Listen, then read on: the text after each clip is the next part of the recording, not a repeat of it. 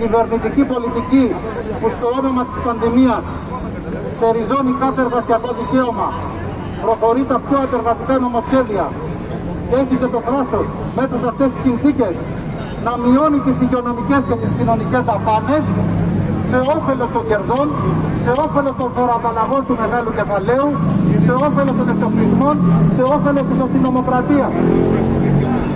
Δεν θα το βάλουμε κάτω λοιπόν, θα συνεχίσουμε και θα κλιμακώσουμε τους αγώνες και στα νοσοκομεία και στην εκπαίδευση και παντού. Γιατί ο λαός, η εργατική τάξη, οι εργαζόμενοι, όχι μόνο είναι αυτοί οι πιο ευάλωτοι, οι πιο ταξικά ευάλωτοι που πληρώνουν τις συνέπειες της εγκληματικής πολιτικής για την πανδημία, αλλά είναι και αυτοί που θα σηκώσουν όλα τα βάρη της νέας κρίσης που έχει προκύψει. Όσο κι αν ο συμβιβασμένος κυβερνητικός υποταγμένος συνδικαλισμός καταθέτει τα όπλα, ο λαός, ο κόσμος, οι εργαζόμενοι τόσο πιο πολύ εμπιστεύονται τις μαχόμενες δυνάμεις, τα ταξικά σωματεία που είναι στην πρώτη γραμμή του αγώνα.